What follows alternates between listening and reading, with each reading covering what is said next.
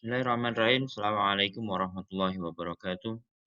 Innal hamdalillah nahmaduhu wa nasta'inuhu wa nastaghfiruh wa na'udzu billahi min syururi anfusina wa min sayyiati a'malina. May yahdihillahu fala mudilla lahu wa may yudlil fala hadiya lahu. Asyhadu an la ilaha illallah wahdahu la syarika lah. Wa asyhadu anna Muhammadan abduhu wa rasuluh. Allahumma shalli wa sallim wa barik ala Muhammad wa ala alihi wa sahbihi ajmain. Para sahabat sekalian pecinta bahasa Arab yang insyaallah dimuliakan Allah Subhanahu wa taala. Alhamdulillah bertemu kembali kita pada hari ini di dalam kelas bahasa Arab menggunakan metode Arabic Mapping, yang hari ini kita sudah dibersamai oleh Ustadz Abdurrahim. Assalamualaikum Ustadz. Waalaikumsalam warahmatullahi wabarakatuh. Semoga sehat selalu insya Allah. Ya, hari ini kita mau bahas apa nih Ustadz? Ya, insya Allah kita akan bahas terkait dengan jabatan kata pengikut atau jabatan-jabatan kata yang mengikuti kata sebelumnya, di antaranya adalah naat. Jadi kan ada 4 jabatan kata, naat, atau badal, dan taukid. Hari ini kita akan fokus membahas tentang naat atau jabatan kata yang kedudukannya sebagai sifat. Itu saja. Oke, siap Ustadz. Kita akan membahas mengenai jabatan sifat atau naat, biasanya naat man'ut gitu ya. Para sahabat sekalian yang dimuliakan oleh Allah Subhanahu wa taala, Anda bisa menyimak rekaman kelas-kelas kita di s.id/Arabic Mapping channel dan juga di podcast di s.id/Arabic Mapping podcast. Anda juga dapat menyampaikan saran dan masukan penyelenggaraan kelas kita di s.id/Arabic Mapping. Silakan sampaikan di sana jika Anda membutuhkan beberapa informasi tambahan tentang cara untuk memperoleh buku Arabic Mapping. Kita buka kelas hari ini dengan membaca basmalah bersama. Bismillahirrahmanirrahim. Kepada Ustaz Abdurrahim, dipersilakan. Assalamualaikum warahmatullahi wabarakatuh. Bismillah, alhamdulillah, la hawla wa la quwwata illa billah, amma ba'du. Ayyuhal istiqai rahmatullahi alaikum. Sahabat-sahabat sekalian, para pecinta bahasa Arab yang dirahmati Allah Subhanahu wa taala. Alhamdulillah, pagi hari ini kita kembali lagi untuk melanjutkan kegiatan pembelajaran kita selama Ramadan ini yang sudah kesekian kalinya. Ini masuk pada minggu yang keempat kalau tidak salah dari beberapa minggu yang sudah kita lalui. Hari ini kita akan melanjutkan satu poin tema ya, yang merupakan bagian dari tema yang ada di level MT1.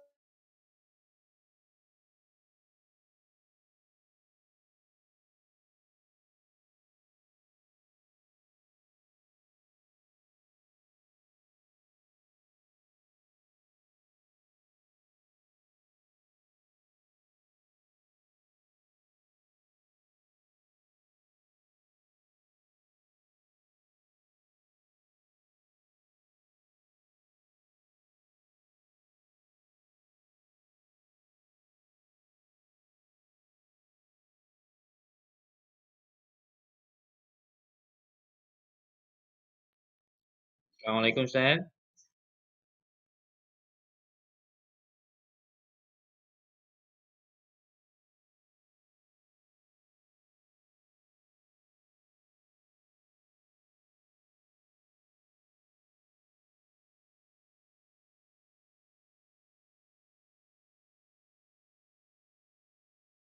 Saudara, bisa masuk lagi saya? Yap, sudah. Maaf, terputus. Oke, siap.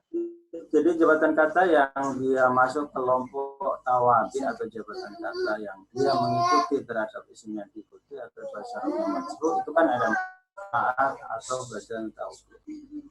Nah, hari ini kita akan fokus pada pembahasan prinsip-prinsip dasar dari jabatan kata naat dan mengikuti man'ut tentunya, atau dengan istilah yang lain adalah sifat mausuf, yaitu kata yang mensifati dan kata yang disifati, atau dengan bahasa lain yang lebih familiar adalah naat man'ut.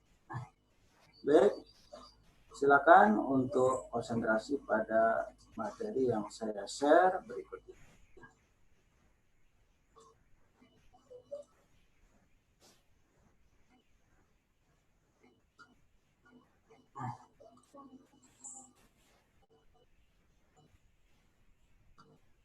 Jadi tawabi ini merupakan bentuk jamak taksir dari kata tabi. Tabi itu kan isim maf'il dari tabi ayat isba'u. Bahwa tabiun berarti tabiun itu pengikut. Kalau tawabi berarti para pengikut. Yang dimaksud dengan tawabi di sini adalah jabatan-jabatan kata yang dia status fi'ilnya mengikuti jabatan yang diikutinya. Namanya tabi atau jamaknya tawabi. Ada 4 jabatan kata yang tergolong tabi atau tawabi. Yang pertama na'at, yang kedua atof, yang ketiga badal, dan yang keempat adalah taukid. Na'at atau badal. Biasanya kalau na'at kita singkat dengan nun, atau kita singkat, tidak perlu disingkat karena dia mesti ada penanda huruf penyelanya, huruf perantara, waw, au, summa itu huruf atau. Badal kita singkat dengan badal dan taukid kita singkat dengan ta. Nah, hari ini kita akan fokus membahas tentang na'at. Jadi ketika kita bicara na'at, maka sumsiti yang bisa kita pahami untuk mendekatkan dengan fakta bahasa Indonesia ya sifat gitu lah. Misalnya saya membaca buku yang besar gitu ya. Qara'tu al-kitaba al-kabira. Aku telah membaca buku yang besar. Kata besar di situ mensifati buku. Maka besar itu menjadi sifat atau na'at, buku menjadi benda atau perkara yang disifati atau disebut man'ut. Dari sisi hukum i'rabnya, ya diistilahkan dengan tabi dan al-majbu'. Tabi itu yang mengikuti, majbu' ini yang diikuti. Ini istilah umum, ya istilah umum berlaku untuk atau badal dan taukid. Nah, istilah khususnya di antara 4 itu berarti na'at, na'at itu yang mensifati dan man'ut yang disifati. Itu. Lebih rincinya kita bisa melihat beberapa contoh di bawah ini. Sebenarnya nanti na'at itu akan terbagi 2. Yang pertama na'at hakiki dan na'at sababi. Jadi kalau na'at hakiki yang memang sifat itu senyatanya miliknya mausuf. Jadi memang hakiki itu na'at yang senyatanya adalah sifat asli dari man'ut atau barang yang atau benda atau perkara yang disifati. Sedangkan sababi itu adalah sifat bukan asli miliknya man'ut. Artinya yang disifati itu adalah man'ut yang memiliki hubungan dengan man'ut. Jadi sifatnya itu bukan milik sebenarnya yang disifati. Nanti kita lihat faktanya dalam contoh. Nah, sekali lagi agar terbayangkan dalam benak kita apa sih konsekuensi dari na'at. Misalnya dalam sebuah pernyataan, Zaid yang kuat telah memukul Amr yang lemah di rumah. Kalau kita buat dalam format jumlah fi'liyah, maka diawali dengan fi'il. Doroba Zaidun al-qawiyyu Amron ad-da'ifa fiddar. Doroba Zaidul qawiyyu Amrod do'ifah, Amron ad-do'ifah. Nanti kalau ada tanwin bacanya Amronid do'ifah atau Amron ad-do'ifah. Ini juga Zaidunnya haknya dia bertanwin. Tapi karena bertemu dengan al, nanti kalau dibaca wasal berarti Zaidunil qawiyyu. Kalau diwakafkan berarti doroba Zaidun al-qawiyyu Amron ad-do'ifah fiddar.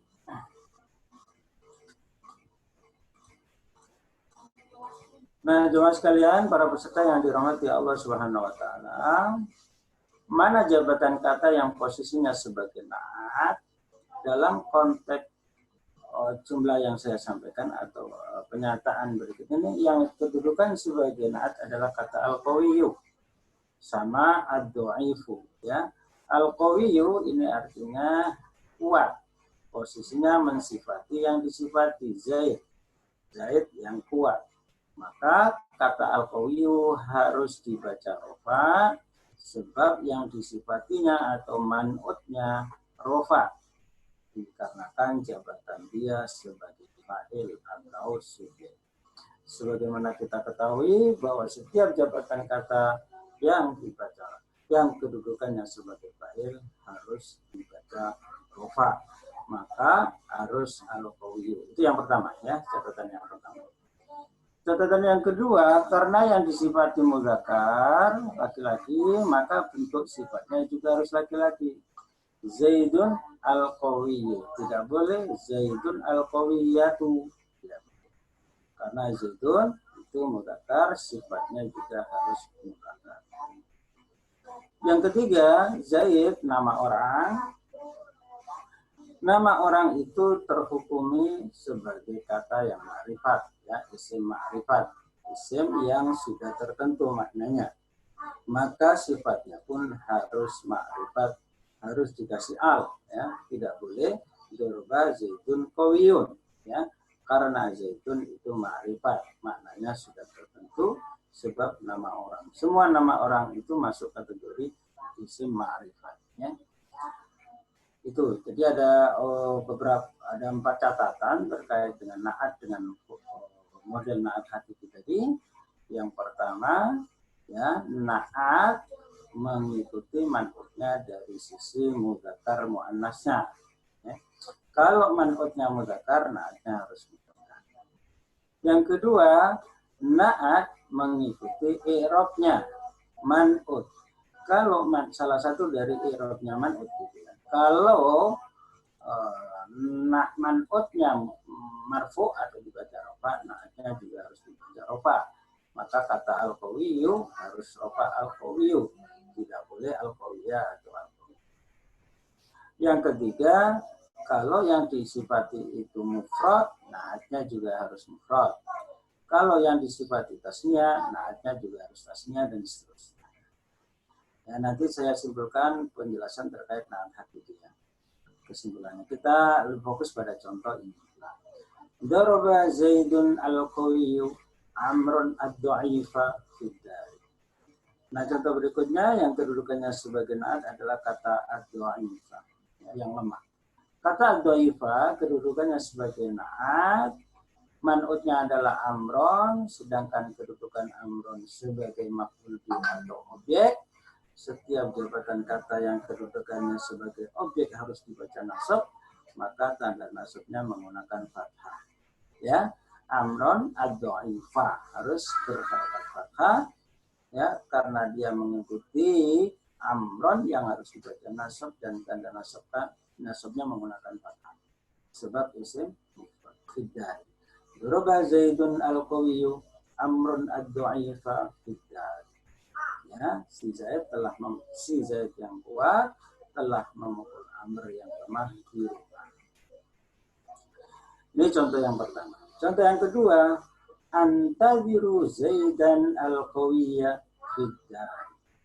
Ya, saya sedang menunggu Zaid yang kuat di rumah. Antaziru Zaidan al-qawiyya. Contoh atau mahal syahid, fokus interest yang ingin kita sampaikan pada contoh kedua adalah kata al-qawiyyah, di mana al-qawiyyah dia harus dibaca nasab karena menjadi naat atau sifat, sedangkan sifat atau naat itu adalah jabatan pengikut atau mengikuti terhadap yang disifati. Maka karena yang disifati Zaid, sedangkan Zaid kedudukannya sebagai maf'ul bih atau objek, maka harus dibaca nasab. Antaziru Zaidan al-qawiyya fiddar. Aku menunggu Zaid yang kuat di rumah. Contoh yang ketiga, hadzal kitabu li Zaidin al-qawiyyi. Hadzal kitabu li Zaidin al-qawiyyi. Buku ini miliknya atau kepunyaannya Zaid yang kuat. Ya, fokusnya kita dari contoh ini adalah kata al-qawiyyi. Al-qawiyyi adalah jabatan kata naat. Dan karena naat dia mengikuti terhadap man'utnya. Karena Zaid dia itu majrur, dibaca jar disebabkan termasuki oleh huruf jarli yang fungsinya maknanya lil milkiyah atau kepunyaan, maka kata al-qawi harus ikut jar. Al-qawi.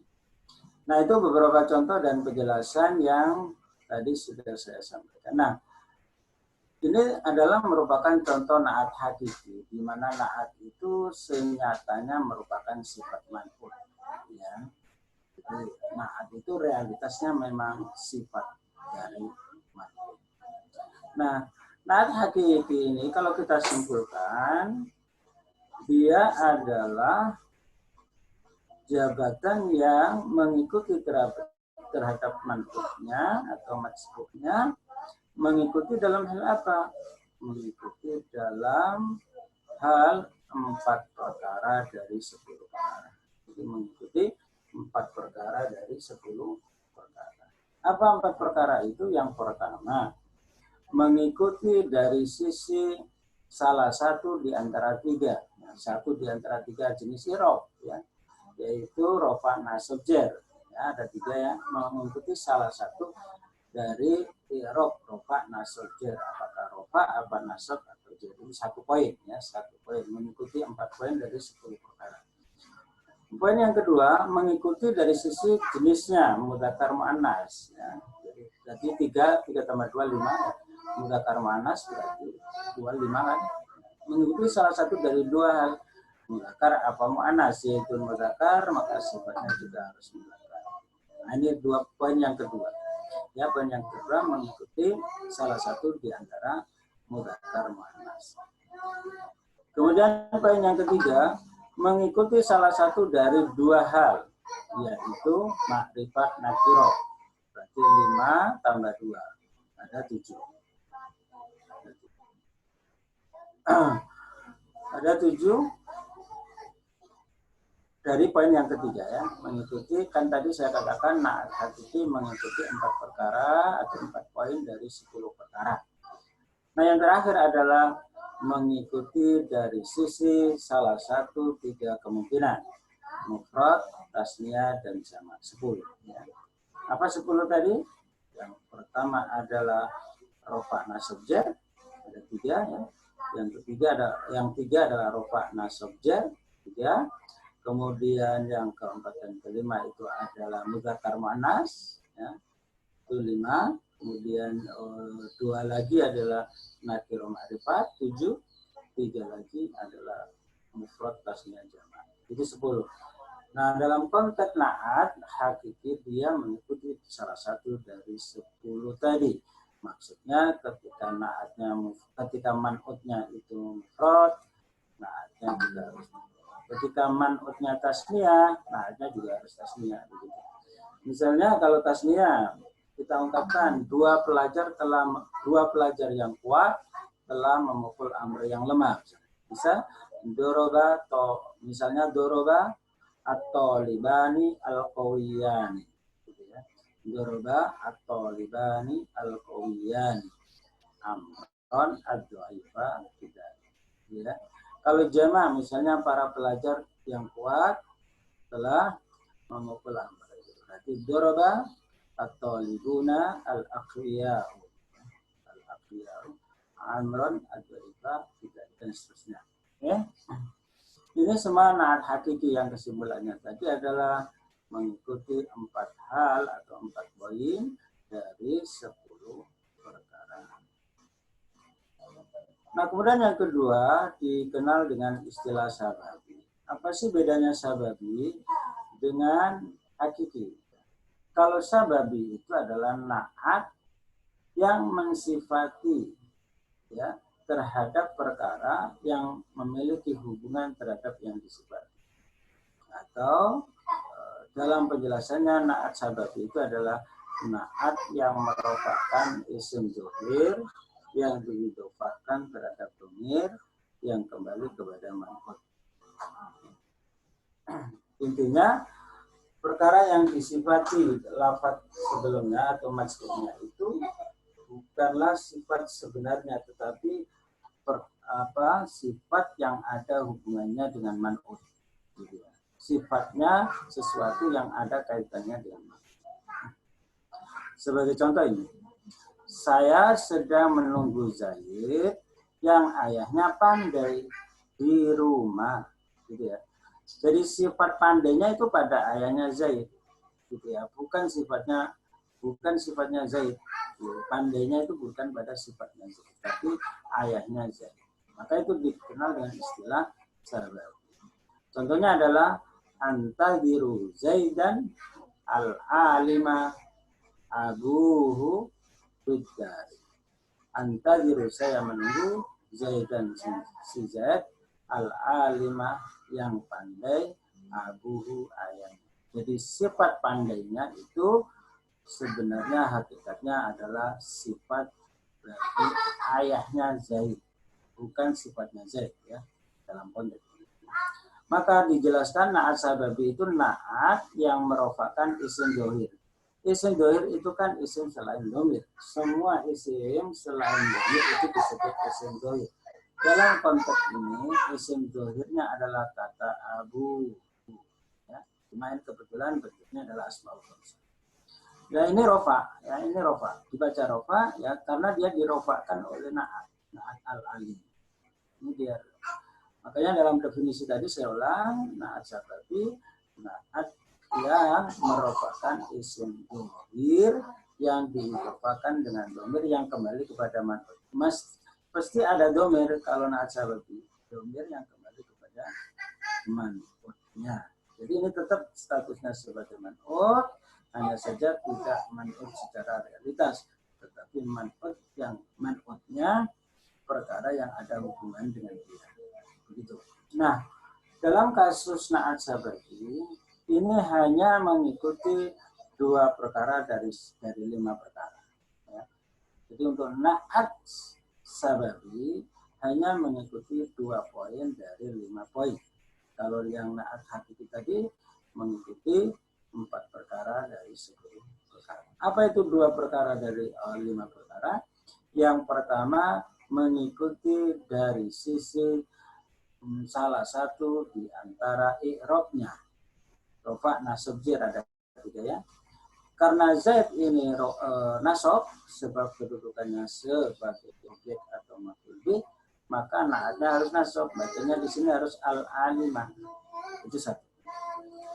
Yang kedua, mengikuti ya, salah satu di antara hukum nakiro ma'rifat. Jadi kalau man'utnya ma'rifat, naatnya harus ma'rifat. Itu saja kalau untuk naat sababi. Jadi untuk naat sababi saya ulang, hanya mengikuti 2 perkara dari 5 perkara. Apa itu 2 perkara? Yang pertama mengikuti i'rab dari 3 i'rab. Salah satu i'rab dari 3 i'rab, yaitu rofa, nasab, jar ada 3 ya. Salah satu kalau nanti dia rofa harus dibaca rofa, nasab harus dibaca nasab. Kebetulan yang saya buat contoh di sini adalah yang nasab ya. Ya kalau yang rofa ya saja misalnya misalnya apa? Zaid yang ayahnya pandai telah menjelaskan para pelajar. Nah, Zaid yang ayahnya pandai telah menjelaskan para pelajarnya tentang adika. Bisa misalnya kita buat bayana gitu ya. Ini belum sempatnya terjadi. Bayana Zaidun al-alimu.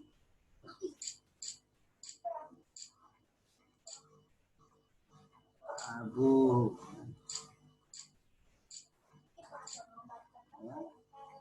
anil akidati.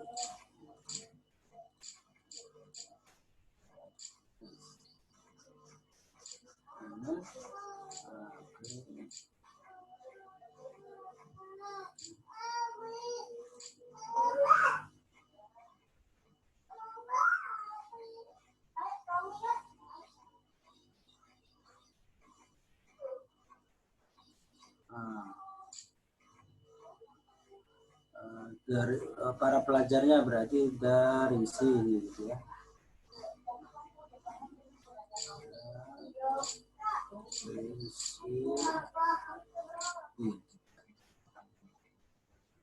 Oh ya dari sini. Bayana Zaidun al-alimu abuhu dari sini anil akidati. Ya, Zaid yang ayahnya pandai. Jadi yang bekerja menjelaskan Zaidnya ya, Zaid. Tetapi sifat Zaid itu dijelaskan oleh pengungkap bahwa ayahnya Zaid itu orang yang pandai. Gitu ya. bayana Zaidun al-alimu abuhu darisi. Tadi ini tidak mensifati Zaid sebenarnya ya. Ya tidak mensifati secara langsung, disifati tetapi dengan sifat perkara yang ada hubungannya dengan man'ut.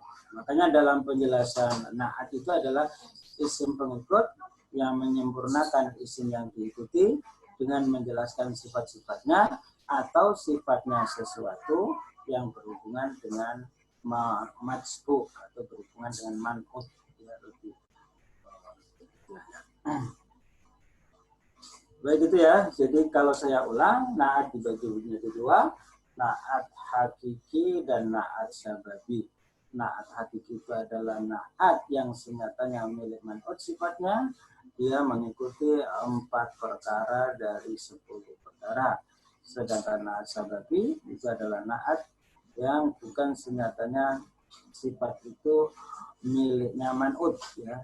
Dia adalah sifat dari perkara yang ada hubungannya dengan man'ut. Ya, dalam penjelasan lebih definisinya, na'at sababi itu na'at yang merupakan isim dhohir ya, yang diidhofakan dengan dhamir yang kembali kepada man'ut. Nah, ini isim dhohir kata Abu ya.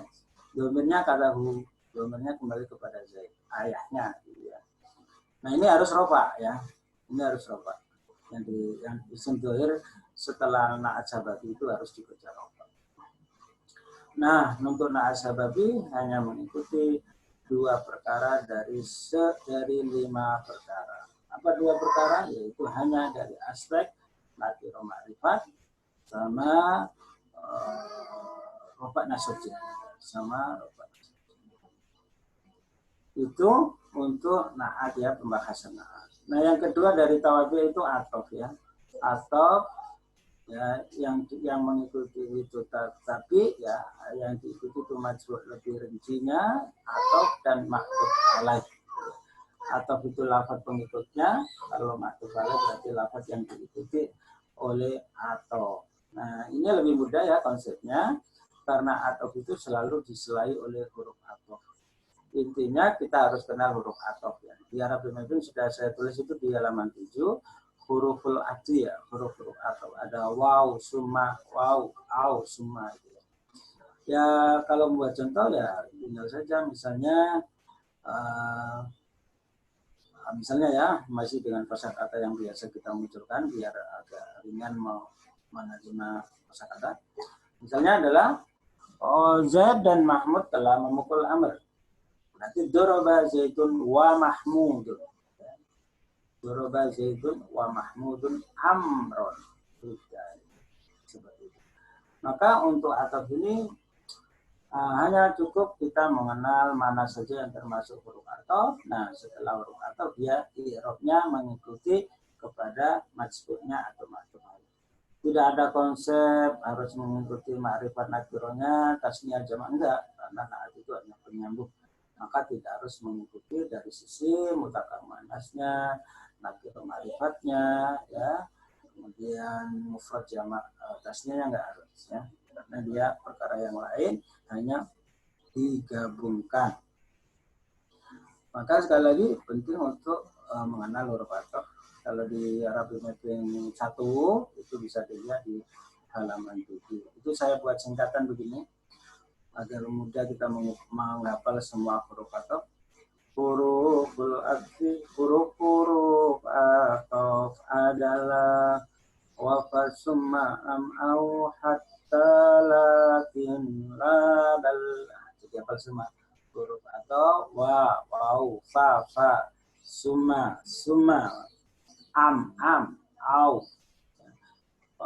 Huruful atfi, huruf atau adalah wafa summa am au hatta lakin labal.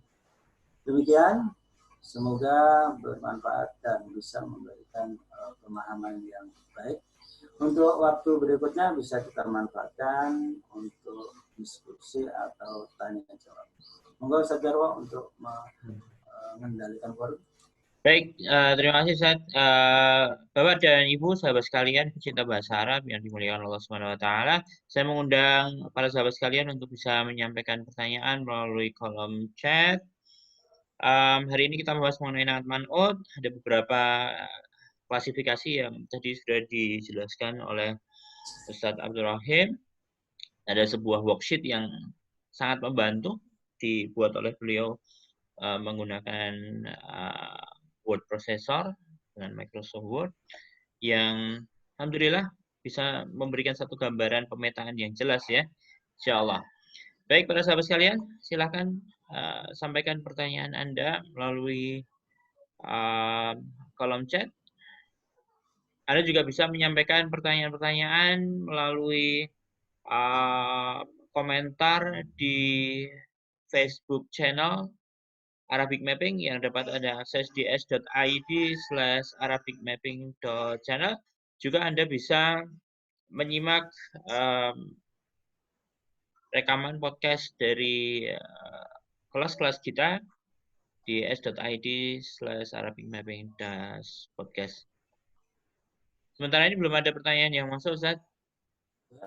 Mungkin kalau pertanyaan tidak ada, itu ada dua kemungkinan saudara.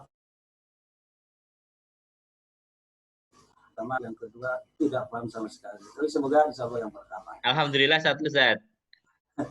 Ada opsi yang ketiga, sedang diketik gitu ya. Oh, ya, Assalamualaikum Ustaz, mohon dijelaskan kembali tentang naat hakiki dengan naat sababi dan cara mudah untuk membedakan dua naat tersebut. Jazakallah khair. Baik, saya akan share lagi materi tadi. Ya, membedakan naat hakiki dan sababi. Pertama secara prinsip dulu bahwa naat hakiki itu naatnya man'ut senyatanya. Jadi memang naat itu miliknya man'ut ya, secara realitas. Itu secara prinsip. Kemudian yang kedua, untuk kita bisa membedakan secara mudah berbasis pada lafaz yang ada, itu untuk naat sababi pasti diikuti dengan isim dohir dan ada isim domir yang kembali kepada man'ut. Itu yang kedua ya, naat sababi. Dan naat hakiki, ya kembali ke naat hakiki, dia harus rigid, ya. Harus rigid, harus detail keserupaannya atau pengikutannya atau upaya menyamakannya. Rigid itu dari 5 perkara, dari 4 perkara tadi. Misalnya Zaidun ini mudakar, ini kok al-qawiyu mudakar. Jadi kalau mengikuti mudakar-mudakarnya ya pasti naat. Kemudian yang kedua, kalau dia mufrad kok ikut mufrad pasti. Kalau dia ma'rifat kemudian naatnya juga ma'rifat, ya, itu diantaranya. Jadi prinsipnya kalau kita sudah tahu naat hakiki itu 4 perkara itu harus kumpul di dalam satu kata. 4 perkara itu adalah tadi mudzakkar muannasnya, kalau man'utnya mudzakkar dia kok formatnya mudzakkar, maka dia pasti naat hakiki. Pokoknya 4 perkara itu harus menyatu ya. 4 perkara itu harus sah untuk dilekatkan ya, atau diaplikasikan. Sedangkan untuk naat sababi kan tidak. Naat sababi itu nakiro mudzakkar muannasnya nggak harus ikut karena justru dia menyesuaikan pada isim. Nah, misalnya ya,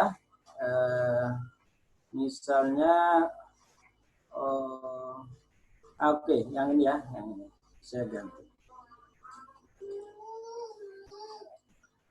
Kalau ini antadiru Zaidan al-alima abuhu fitjari. Aku menunggu Zaid yang ayahnya pandai di rumah. Ya. Mungkin enggak yang Zaid yang ditunggu itu yang ibunya pandai? Bisa. Misalnya yang ibunya pandai kan begitu. Misalnya kita buat proses misalnya dulu.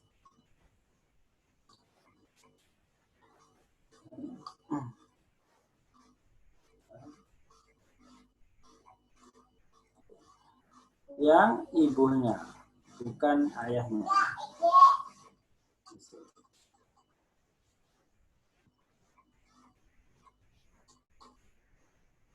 Ibunya pandai di rumah. Maka karena yang pandai itu ibunya, ya, ini tidak pakai al-alimah, tapi al-alimata, ya, al-alimah. Biar tahu prosesnya, jadi saya sampaikan dalam bentuk saat mengetik. Al-alimata. Saya menunggu Zaid yang ibunya pandai, berarti ya ini harus ibu, gitu ya. Harus ganti kata ibu kan, bukan al-alimata ummuhu, ummuhu, nah gitu. Besar.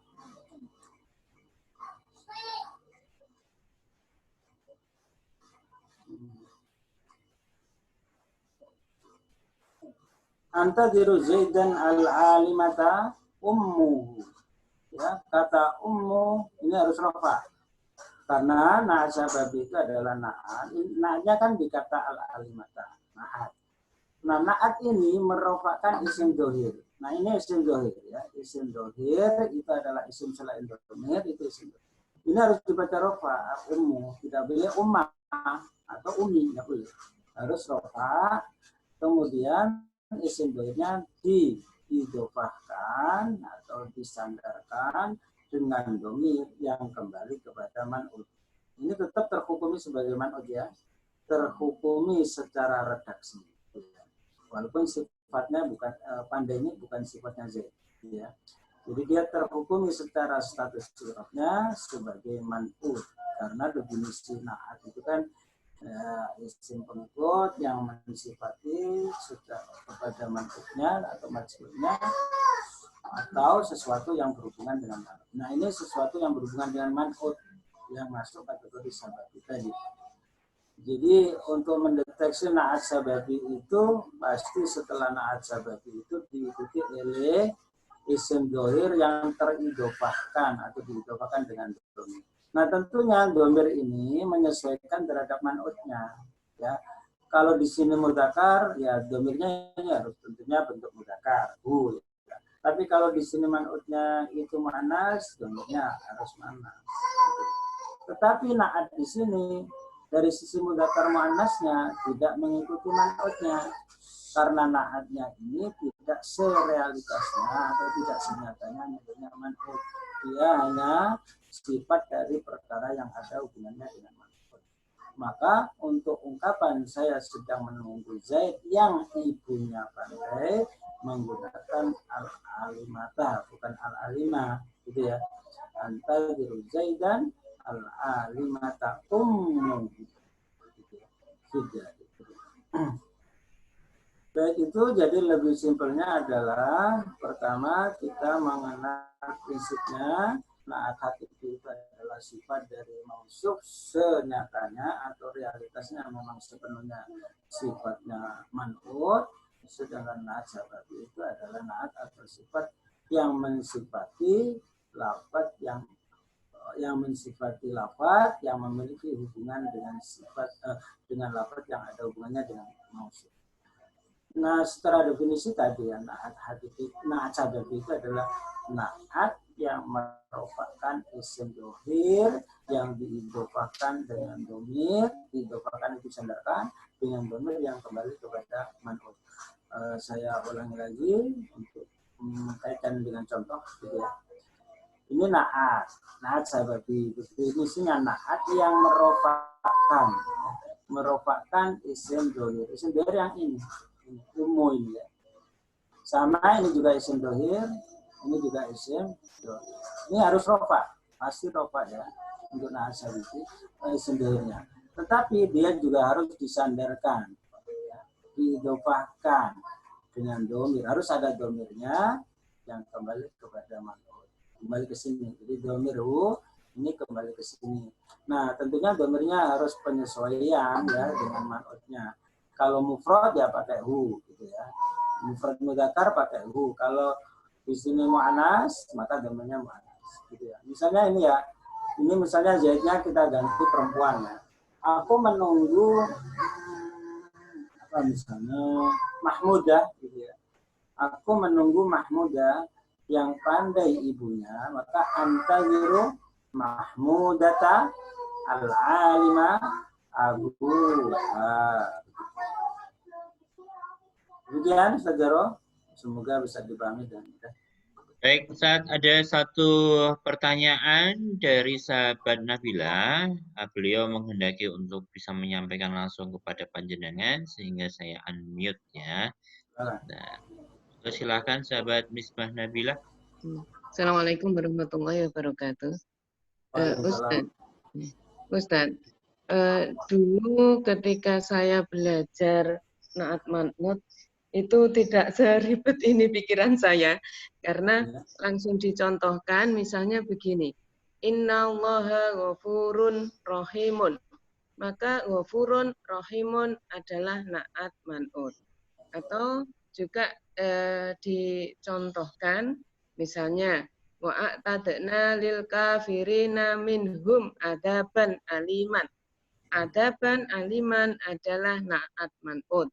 Yang satu tadi posisinya rofa karena dari isimnya inna innallaha tadi. Kalau yang ini posisinya nasab, itu aja. Kemudian kalau satunya itu makrifat, naatnya makrifat, man'utnya juga. Misalnya Al-Qur'anu Al-Karimu, maka itu naat man'ut. Nah, saya jadi lebih bingung lagi. Contoh Ustadz yang pertama tadi zaitun kuwa. Nih, Ya. kemudian yang pertama apa, Bu? Yang pertama contohnya Ustadz tadi kan zaid kuat, zaid yang kuat. Ya. Soalnya pemahaman saya kalau yang satunya ada al, naatnya al, mantuknya juga ada al, ya. Satunya tanwin juga tanwin. Nah, kalau di tengah-tengah itu ada al, itu nanti bahasanya ke mudhof sama mudhof ilaih gitu ya. Jadi yang terbenakkan di otak saya itu kalau ada al di tengah, yang satunya tidak ada al, jadi mudhof sama mudhof ilaih. Nah, lebih ini tadi yang sababia, yang sababi ini naat sababi itu juga demikian, tapi tadi sudah dijelaskan oleh Ustaz. Insya Allah mudah-mudahan ini terbenakkan lagi bahwasanya naat itu yang merofakkan isim dohir. Kemudian isim dohirnya itu nanti lekat dengan isim domir. Berarti untuk mengetahui posisi naat sababi harus ngerti artinya ya Ustaz.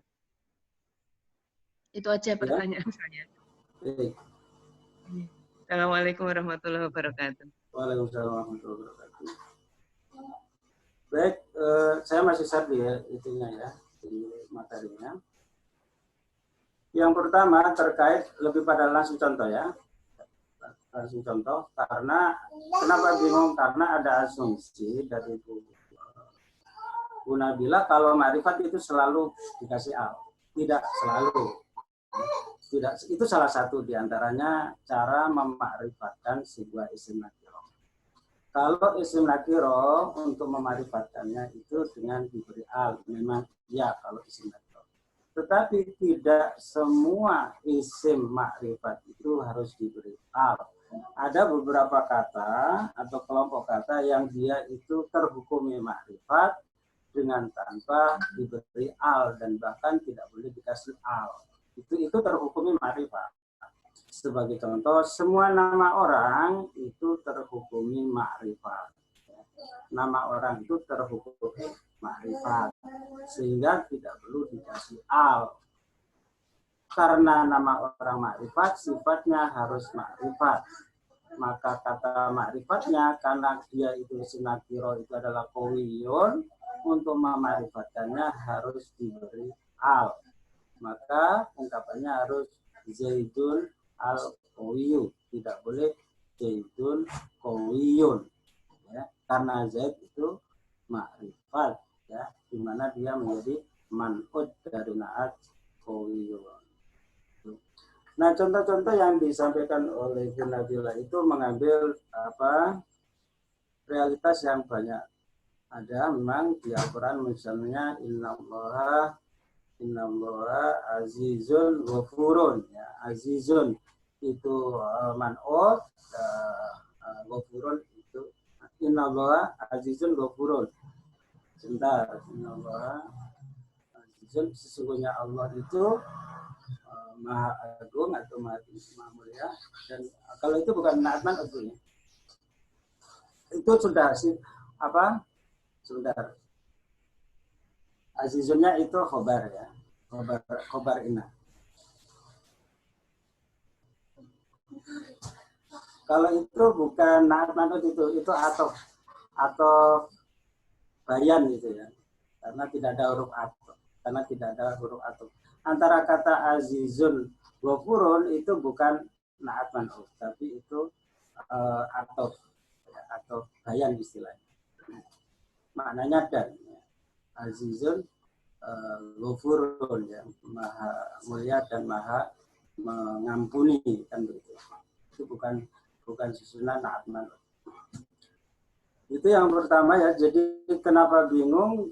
Karena asumsi Bu Nabila kemungkinan tidak semua ma'rifat itu awal asumsinya ma'rifat itu selalu dikasih tidak.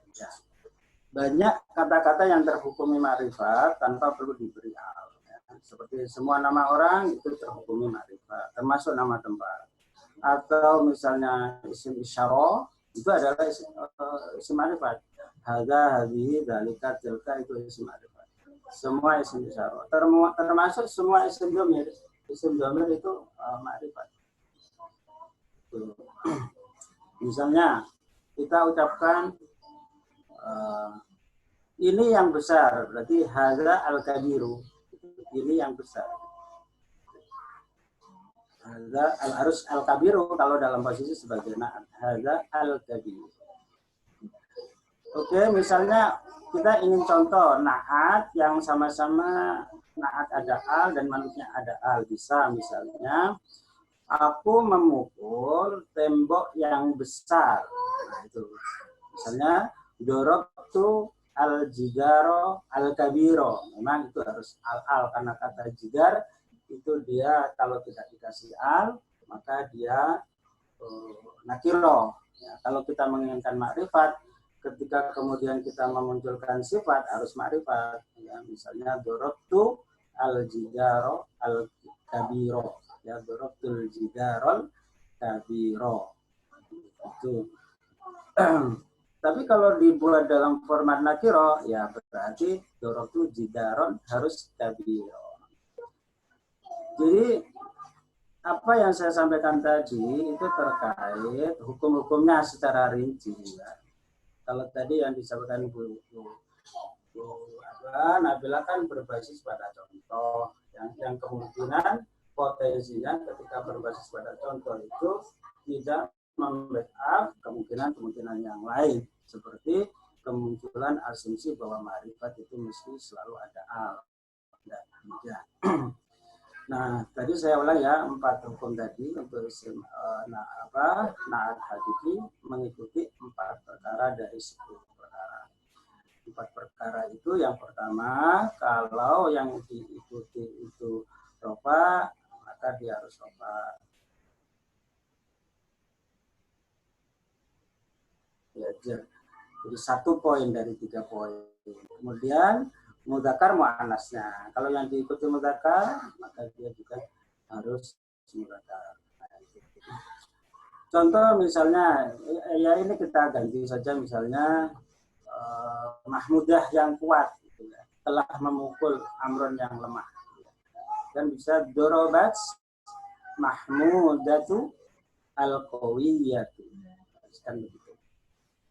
Nah itu, kemudian untuk naat sababi, intinya kalau deteksi yang paling mudah memang setelah naat itu muncul idhofah, muncul isim dhohir yang diidhofakan dengan dhamir yang kembali kepada mana. Jadi terkait dengan pertanyaan apakah untuk mengetahui jabatan kata itu mesti tahu maknanya. semua jabatan kata itu sangat membutuhkan makna yang kita tahu. Tetapi kalau kita memiliki banyak kosakata itu sangat membantu sekali. Hanya ketika ada salah satu di antara kosakata yang kita tidak tahu, bisa kemudian kita tinggal lihat di kamus. Gitu ya. Tapi intinya banyak jabatan kata yang kalau tidak didukung dengan pemahaman makna kata itu juga kesulitan. Makanya dalam contoh-contoh itu pada level yang pemula ya tidak perlu kita memperbanyak kosakata, varian kosakata. Kita ulang-ulang kata yang sering kita pakai. Ya, tentunya pada level pemula ya. Intinya kan ketika pemula itu sedang membangun sistematikanya dulu, konsep-konsepnya biar matang. Ya. Kemudian ya, pengembangan dengan kosakata yang bervarian. Ketika konsepnya sudah matang itu insya Allah akan lebih mudah. Nah itu. Jadi untuk mengenal jabatan kata, ya kosakata itu mesti menjadi salah satu di antara pendukungnya. Tidak bisa kita sangat buta kosakata, kemudian kita bisa mendeteksi makul di mendeteksi khobar itu juga akan mengalami kesulitan, gitu ya, akan mengalami kesulitan karena pada faktanya nanti tidak selalu mubtada itu ketemu khobar secara langsung, dia bisa berada pada posisi jawab. Atau juga maf'ul bi yang hukum asalnya muncul setelah fa'il itu bisa berkemungkinan maf'ul bi mendahului subjek, gitu, dan seterusnya. Demikian, kalau masih ada yang ingin disampaikan, masih ada waktu atau tidak habis. Kalau ya Ustaz, masih ada satu pertanyaan sebenarnya, tapi mohon nanti bisa direspon melalui WhatsApp saja ya. Ya. Oke, para sahabat sekalian yang saya hormati, alhamdulillahirrahmanirrahim, materi Na'at Man'ut sudah tersampaikan oleh Ustaz Abdul Rahim. Ustaz, mohon kiranya bisa mengakhiri kelas hari ini dengan doa. Bismillahirrahmanirrahim. Allahumma sholli ala Muhammad wa ala ali Muhammad. Alhamdulillahirabbil alamin. Allahumma nawwir qulubana bi nuri ilmika wa hidayatika kama nawwartal arda bi nuri syamsika wa qamarika abadan abada. Allahumma sahhil umurana wa hasin maqasidina min hawaijid dunya wal akhirah. Allahumma arina al-haqqa haqqan warzuqna ittiba'ah wa arina al-batila batila warzuqna ijtinabah. Allahumma لنا ذنوبنا ولوالدينا كما ربيانا صغارا ربنا آتنا في الدنيا حسنة وفي الآخرة حسنة وقنا عذاب النار سبحان ربك رب العزة عما يصفون وسلام على المرسلين والحمد لله. Saya akhiri, kurang lebihnya mohon maaf. Assalamualaikum warahmatullahi wabarakatuh. Waalaikumsalam warahmatullahi wabarakatuh. Jazakallah khair Ustaz. Bapak Ibu sekalian, sahabat bahasa Arab insyaallah dimuliakan Allah Subhanahu wa taala. Demikian kelas hari ini, semoga menjadi ilmu yang bermanfaat. Selalu simak rekaman di YouTube channel dan di podcast. Juga ada informasi mengenai pembelian buku, silahkan buka di Arabic Mapping di s.id/Arabic Mapping. Di sana ada masih kemudian melalui Tokopedia atau kemudian langsung insyaallah. Silakan rekomendasikan buku ini untuk sahabat-sahabat Anda sekalian. Assalamualaikum warahmatullahi wabarakatuh.